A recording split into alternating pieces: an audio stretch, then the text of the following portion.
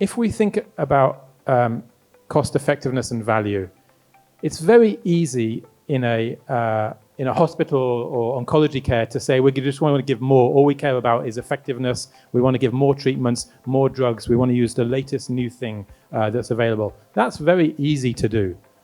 And at the same time, if we think about cost, it's also very easy just to say we don't want to give. We want to give less. We don't want to give. We're just going to cut. We're going to not allow reimbursement of certain drugs and just cut lines without thinking too deeply.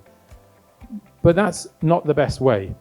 And the best way is when we try to combine these two issues together. And that's what we call value or cost effectiveness. And it's taking the benefit and the effectiveness and merging it with cost. And that's the whole process of health technology assessment, cost effectiveness analyses. And that's where we really need to be thinking in order to guide what treatments we're using and what treatments we're not using. So just as a main driver of some of the costs of drugs, this is the main expenditures of drugs over in 2023. You can see at the top there is Keytruda, it's pembrolizumab, the highest grossing drug in the world. Now I think it's about 30 billion US dollars. And then there's lots of other drugs as well for other cancers and inflammatory diseases.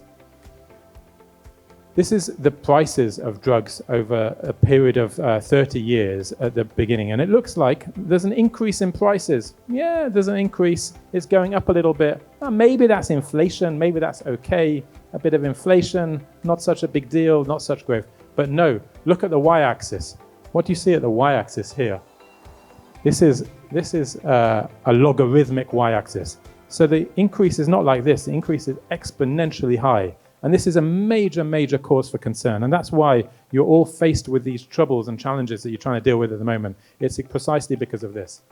And this shows that even with time, the projection is just going to increase and increase. Let's talk a little bit about efficacy of drugs. We've got some amazing new drugs in oncology, and we've got some drugs that are not quite so amazing. So I like to try to look at a drug and look at a clinical trial and look at the efficacy and try to decide how effective is this drug. So this is a drug that gained FDA approval and it increased survival by 11 days. Okay? It gained FDA approval, was paid for and was funded in the US and some other countries, and it increased survival by 11 days. Okay? I would put that on the weak side. And then alternatively, we've got these immunotherapies for melanoma, which are unbelievable treatments. They are essentially curing many patients that otherwise would have died. And it's an unbelievable intervention that was very worthy that they won the Nobel Prize for the invention of this therapy. It's very effective in immunotherapy. In some other cancers, it's also effective, and other cancers, less effective. But in melanoma, I would call this strong. This is an unbelievable development in the world of cancer care in recent years. But then we've got lots of different drugs in the middle as well. And we also have a lot of uncertainty where we're using drugs where they're not exactly on the label, where we're using them in older patients, so when they were in the trials, and we have uncertainty about related to how the clinical trials were designed. So if we want to merge this data together, we can build cost effectiveness models, and that's what some guys do to try to figure out what should be funded or what not. This is one model that we built about 10 years ago or so. We don't need to go into too much detail, but now, even when drugs are funded or care is funded, sometimes there's high deductibles or high out-of-pocket payments, or sometimes patients are paying out of pocket because drugs are not funded and they think that they're very important drugs, so will sell their house to pay for drugs, etc.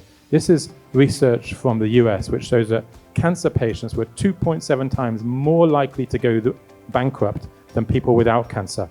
Okay? So I don't have specific data for Brazil, but I suspect that it may be similar, given the pressure to fund other drugs that are not publicly or privately funded, that there may be pressure, or co-pays and deductibles, there may be pressure to find money to pay for some of these drugs. So, and I think as a doctor, I try to think about the overall whole picture for a patient, not just the cancer, not just the disease, but also their overall well-being. And it greatly concerns me if patients are going bankrupt because they've been diagnosed with cancer. But again, there are some medications that are really effective, but if the copays are too high, then the patients don't necessarily take the medications. So this is imatinib, which is Gleevec, which is an unbelievable intervention for chronic myelogenous leukemia, CML, and it transformed the way, it transformed this disease from a disease where people would immediately die from their disease to a disease where it turned into a chronic disease and was managed for many, many years. But if the copays were greater than $53 per month, they're very much more likely to discontinue taking their medication. Okay, so that's the overall picture of what's going on. And so what we essentially know is that some cancer drugs are expensive and some are cheap. Okay, the generics are cheap. Okay, some are good value and some are poor value. When you look at the cost and the efficacy, some are very cost effective and some are not. Some are affordable, others not affordable. But the bottom line is that there are worldwide challenges with availability, accessibility, and affordability. You're not alone here in Sao Paulo and in Brazil in struggling with this issue. Everywhere in the world is struggling with it. Some people are struggling, some countries and some health systems are struggling with it more than others. But what you are relatively alone is that here you're actually trying to really genuinely find appropriate solutions to the problem. So that's where I applaud what's going on here. But it's a worldwide challenge and it has to be dealt with. We can't just hide away from this problem, and we can't just look for simple solutions of just cutting without really thinking carefully about what we're cutting and what should we cut and what we shouldn't cut. So the bottom line is, and I try to tell my children this, my children sometimes want different things, and I say, well, you can't have everything you want. And so that's the bottom line, is that you can't have everything that you want, and you have to make difficult choices about what you are going to pay for and what you're not going to pay for. And so how do we choose? And that's the big question. So we can use the cost effectiveness analyses, HTA, and that's one approach. But we can also do all sorts of different changes as well with policy changes. And so one of the things that's been talked about is moving from a fee-for-service system to a value-based care, and that's moving the risk and the responsibility from the payer to the provider. Because when it's a fee-for-service system, there's no onus on the clinician or the hospital to reduce the services. But if you shift the risk in something like a bundled care, then bundled care, you can move the risk a little bit onto the side of the provider or the hospital, and then they can look for more cost-effective approaches to treat their patients. So that's one of the approaches which starting to be talked about here at AC Camargo, and I'm in full support of it. And then there's other things that you can do together with that, medical interventions to decrease cost while maintaining health outcomes.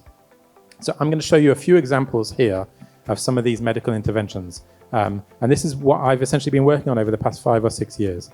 And we called this interventional pharmacoeconomics. We said, I wrote this paper in JAMA Oncology with a few colleagues of mine, a few researchers in the US, and we said, what can we do to decrease the cost but maintain the same health outcomes? And so we looked at 4 main strategies. We can do therapeutic substitution. Sometimes there are 2 drugs that do the same thing, but one is much cheaper than the other. So let's use the cheaper one. So we can try to push and direct the care towards using the cheaper medication.